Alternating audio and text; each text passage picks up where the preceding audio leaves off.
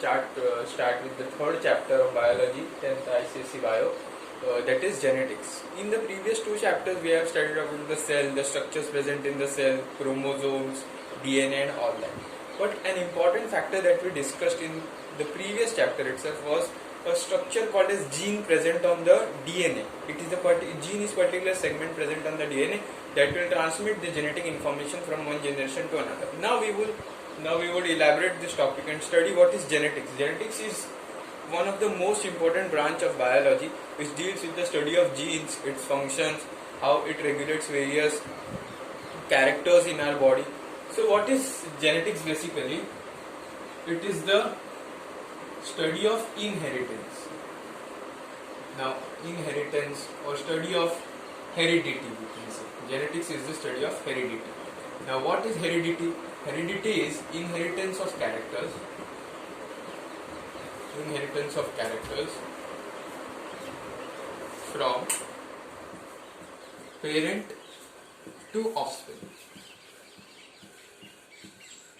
Now, in genetics, what do we study? It is the study of heredity. And what is heredity? It is inheritance. Inheritance means transmission of characters from parent to offspring. So, the transmission of characters from parent to offspring is called as heredity, and its study is known as genetics. We will learn about this. So, the scientist who was involved in the study of genetics, or who is called as the father of genetics, who first of all started this, all the study of genes, inheritance, heredity, was father of genetics, known as, or father of genetics is Gregor Johann Mendel.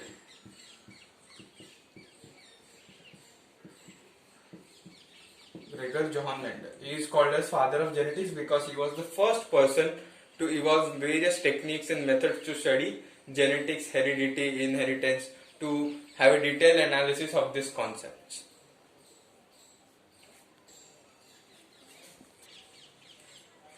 So, father of the genetics is Gregor Johann Mendel. Now, we will write again the definition of heredity over here.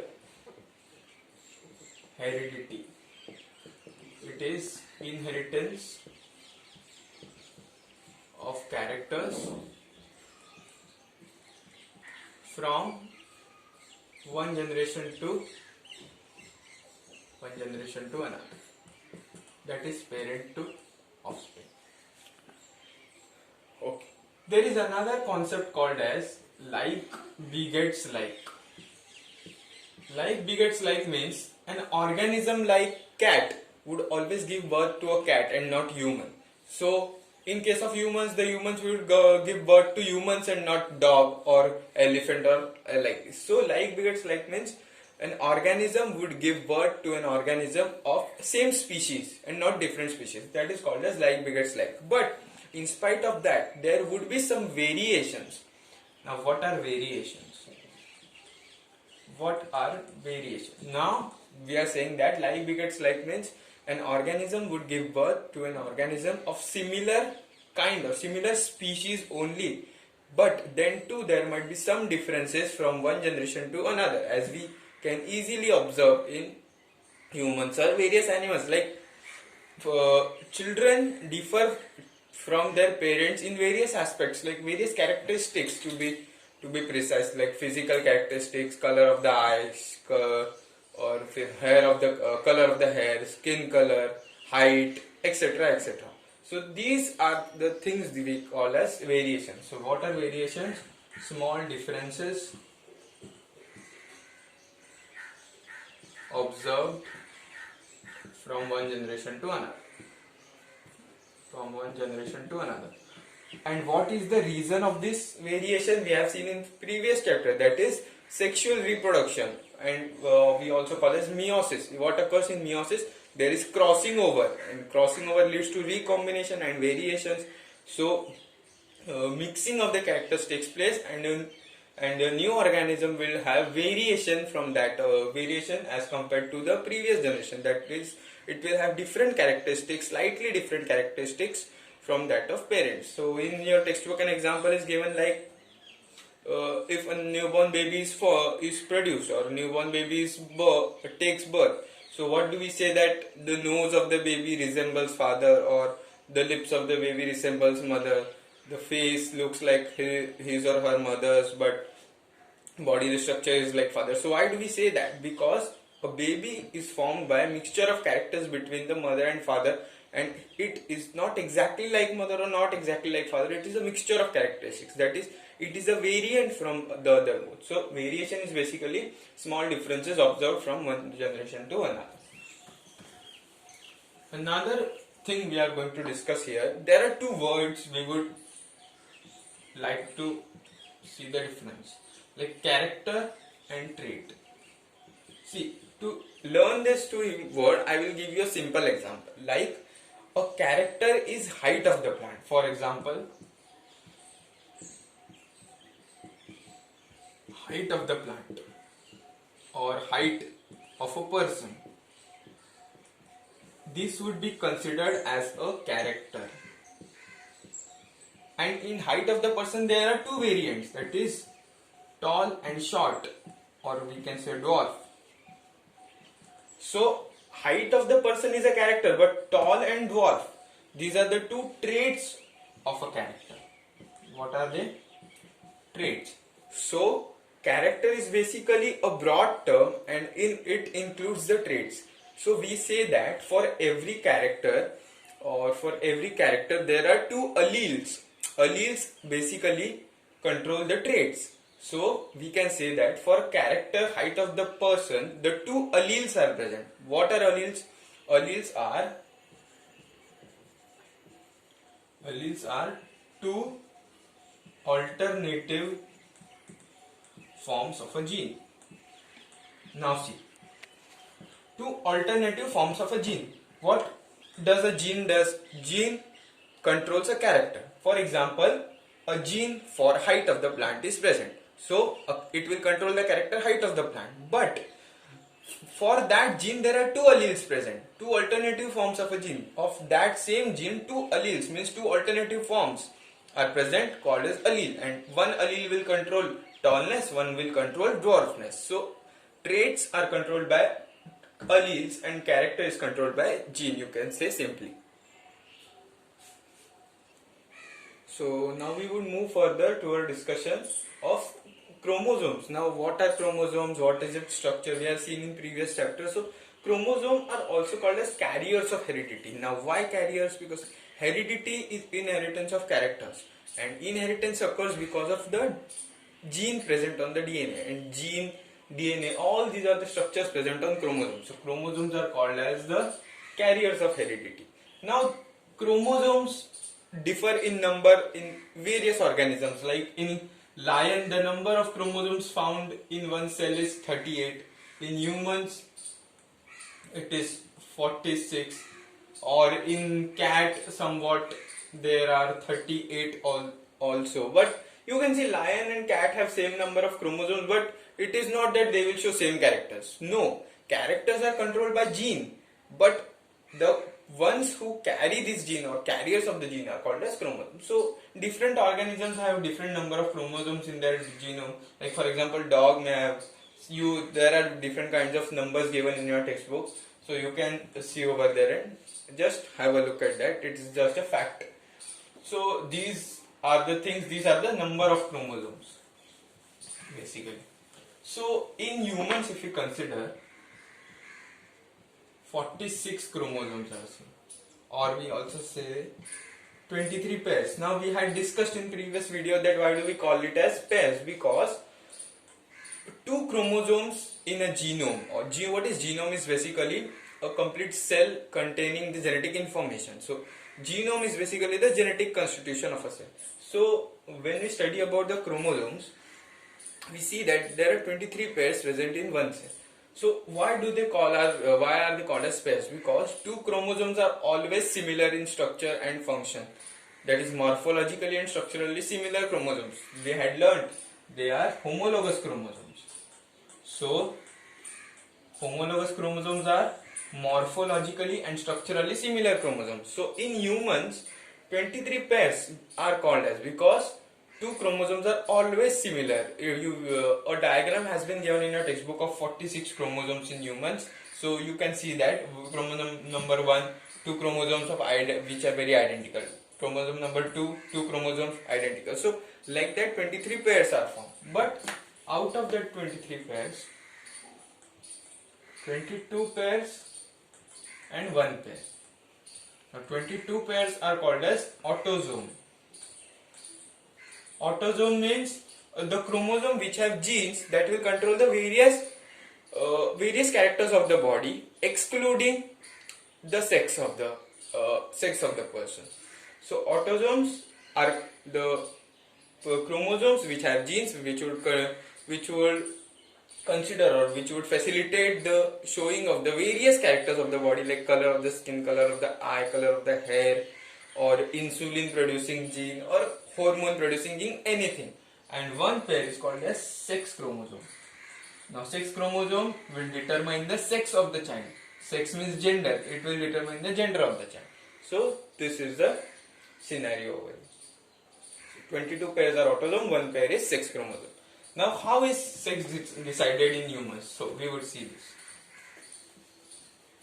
First of all, just learn about these two important terms called as karyotype and another is ideogram. Karyotype is arrangement of chromosomes. See, scientists over the years have been studying chromosomes. So there is a methodology of studying the chromosomes. So arrangement of various chromosomes on sheets or graphically on the computers or various devices, arranging them is called as karyotyping. And studying about the individual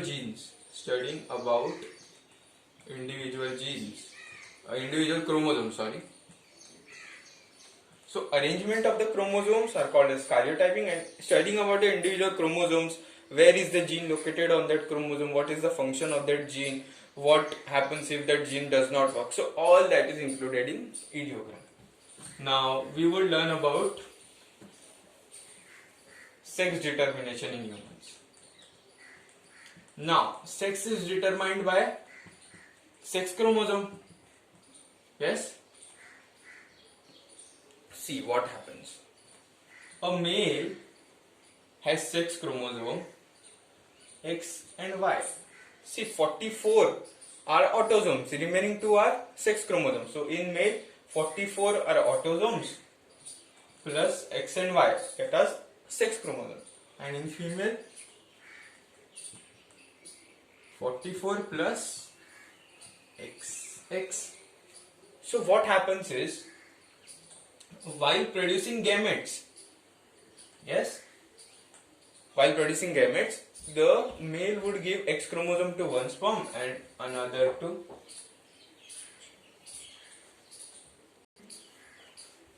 female has 44 autosomes plus XX chromosome. So for 2 ovum it will give X chromosome and an X chromosome. Now what happens during fertilization? A sperm fuses with an ovum. So if a sperm, see, male has 2 pathways. That is, the sperm that will carry a chromosome, it has 2 possibilities, that it may have an X chromosome or may have a Y chromosome. But in female, the ovum would always have X chromosome, that you can see from the picture. So if X chromosome comes from the male, and obviously X will always come from the female, so the child will be born with XX chromosome. So this type of genetical constitution is seen in girl child. So the child born will be female.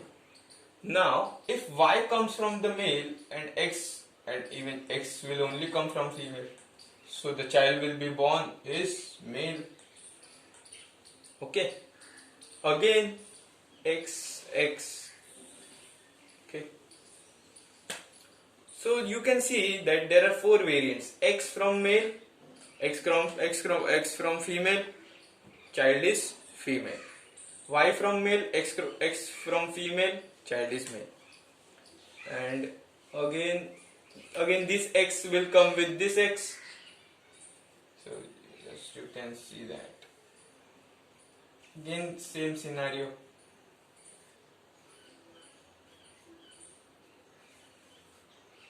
Male, female. So what I am trying to convey over here, that the sex of the child would always be determined by male, because if male has two pathways, it would give either X or either Y, but female would always gives X. So if the male gives X, then the child would be female, but if male gives Y, then child would be XY, that is male. So the determination of the sex of the child is always done by male, because it has two different types of sex chromosome, that is X and Y. So the chromosome that is given by the male would determine the sex of the child in humans. So moving into the further discussion, we were previously seeing about the chromosomes, autosomes, sex chromosomes. So chromosome was basically called carriers of heredity, because carriers means they have something that would control the heredity, that will control the transmission. And what is that? The structure that is called as gene. Now gene is a particular segment present of the DNA that will control the transmission of characters from one generation to another. So that is called as gene. What is gene? A segment present on the DNA that will control the transmission of characters from one generation to another. So now we will move into the further discussion about gene and its alleles. See, allele we had discussed earlier. What is allele? Allele is two alternative forms of a gene. Alternative forms of a gene. Like a gene controls one character, but there are different aspects of that character. So that would be controlled by a allele. Basically, for example, as an example is given in your book, that is a rolling of the tongue. What is the example? See, a rolling of the tongue. Rolling of the tongue means an ability to roll the tongue. That is to make up and make a specific kind of shape of the tongue. So by using various muscles of the tongue. So it is also a characteristics. It is also a capability that is acquired through genetics. That is acquired through genes. For example, rolling of the tongue is controlled by a specific gene present on the chromosome. But of that gene, there are two aspects. That is rolling possible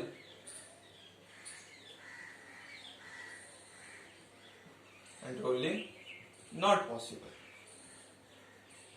There is present gene, but that gene has two alleles. So if the allele for rolling possible is acquired in a person, the person is able to roll his tongue. But if the allele of non-rolling or not rolling is acquired in a person, the person is not able to roll. So basically rolling of the tongue is characteristics, but its two allele are possibility of rolling and not possibility of rolling. So these are the aspects. So one more example I can say to more clarify the concept of allele and gene is basically, once again, in Mendel's experiment he had done various things.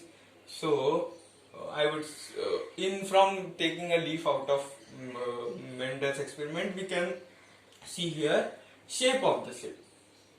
Shape of the seed. See, in plants, shape of the seed is a character, but that has two different alleles. According to Mendel and his experiment, shape of the seed was a character and its two different alleles were round shaped seed and a wrinkled shaped seed. So if a plant obviously has a gene for shape of the seed, but from that gene, if it acquires a trait or if it acquires an allele for round, then the seed would be round shaped. If it acquires an allele for wrinkled, then the seed would be wrinkled shaped. So these are genes and alleles. Genes basically control character and allele basically control traits. So this is the discussion. See, alleles are basically two alternative forms of gene. There can be two kinds of alleles. One is dominant allele and one is recessive allele. See, dominant is the one that would express itself. in the organism, and recessive, it would not be able to express itself. See, there can be a condition when a person has both the alleles present. Yes, both the alleles. For example, in Mendel's experiment, shape of the seed, a plant has both the alleles, that is round shaped seed allele and a wrinkle shape. But in presence of round, which is a dominant, and wrinkled is a recessive one, it is a fact or a characteristic observed by Mendel that round shaped seed is dominant and the wrinkled shaped seed is recessive. So round and wrinkled, if both are present together, round is dominant, so it would suppress wrinkled and express itself. For example, see, I would give an example. Round shaped seed, or the example given in your book, for example, rolling of the tongue. Now, rolling of the tongue. See, for dominant allele, we use capital R. Dominant means the one which would express itself. Then what is the meaning of expressing itself? That if a dominant allele is present, it would express itself. That is, the character would be seen in the person. That is, rolling of the tongue is dominance and not rolling is recessive. So rolling, if present, then the person can roll his tongue. That is it. And recessive allele is represented by small r. So what is the case over here? See, now this is an important aspect. If capital R and see, a gene has two alleles, so I have written this two alleles. If both the alleles are for rolling of the tongue, that is both are capital R, that is both the alleles control rolling of the tongue. So obviously in person rolling of the tongue is seen. Rolling of the tongue is seen. Now, if both are small, that is both the recessive alleles are present. Recessive means not rolling. So if both are small, then no rolling will be seen. No rolling of the tongue. Now, this is an important one, because here allele for rolling is also present, here allele for non-rolling is also present. So what would be the character present over here? Will there be rolling of the tongue or will there be no rolling? Yes, there would be rolling of the tongue. Why? Because capital R is dominant over small r, that is, R is dominant allele and this is recessive. So this would suppress activity of small r, that is, this would not allow small r to express itself. So rolling of the tongue would be seen. Understood? What is the function of dominant and recessive? Dominant will express itself and recessive would not be expressed in presence of dominant.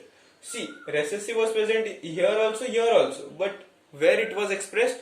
Here, because there was no dominant allele to suppress it. So this is dominant and recessive allele. And another two terms that we need to discuss over here is genotype and phenotype. See, from term genotype we understand that it talks about genes, and from phenotype, P stands for physical appearance. Now, for example, considering the example of Mendel's experiment, which we will learn a little later in this chapter, color of the seed, okay? Color of the seed. Or we would just again consider shape of the seed as an example. See, shape of the seed has two variants. Shape of the seed is a gene, it has two alleles, round and wrinkled. I would write upward.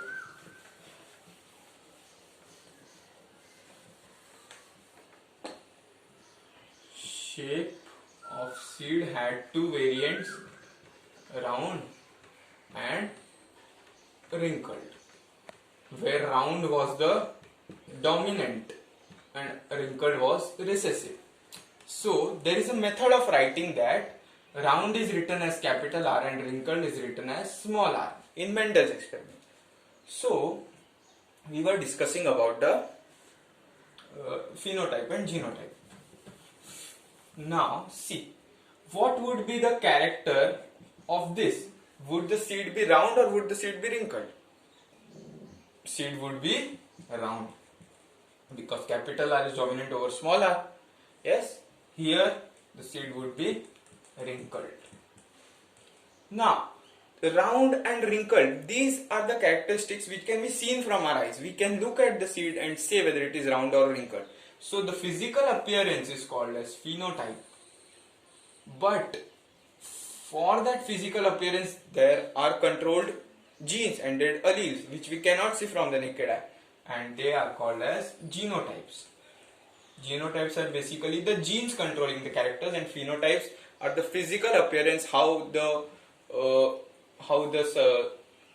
character is considered, or how the character looks after the expression of the gene. So these are the phenotype and genotype. So I would just like to discuss a few lines written on in your textbook on page number 26. On page number 26, where the genotype and phenotype concept is written, there is a line written in your textbook like, for the phenotype there are two genotypes.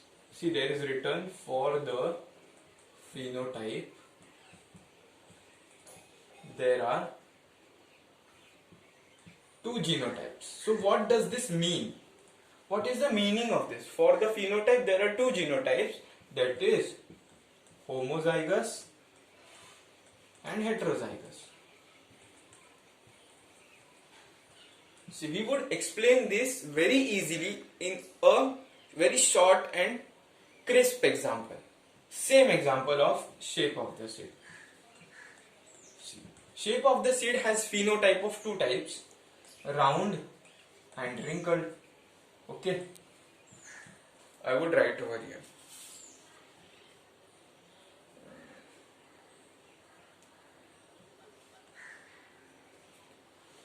Round. So round can be, there are two possibilities. First of all, for a seed to be wrinkled, there is only one possibility, that is both are smaller. Okay. But for round, there are two possibilities, capital R and capital R small r. Right? This is also round, this is also round. So it is the same thing written. For the phenotype, there are two genotypes. For the phenotype of a certain kind, that is, for example, here round, there are two possibilities of a genotype. See, this is one genotype, this is one genotype. Right? Both are round, but genotypes are different. Here two alleles are dominant. Here one allele is dominant, one is recessive. So for the phenotype, there are two genotypes. If both the alleles are same, it is called as homozygous. Right? And if both alleles are different, then it is called as heterozygous. And basically here R is dominant, so it is called as heterozygous dominant. And here also R is dominant, so it is called as homozygous dominant. Understood? For the phenotype, there are two genotypes in this way. About chromosomes, gene, who was the, and one another thing is remaining. Just as a fact, the term gene was coined by Johansen. So this was the thing about gene, genetics, dominant and recessive allele, phenotypes, genotypes, chromosome, a structure on which a gene is present which is helpful in transmission of characters from one generation to another, that is inheritance. So this was the first part of the discussion. In the next video we will discuss the next part of this chapter. This is one of the most important chapter of biology, so it is important that you make notes of this chapter while you study. So see you in the next video.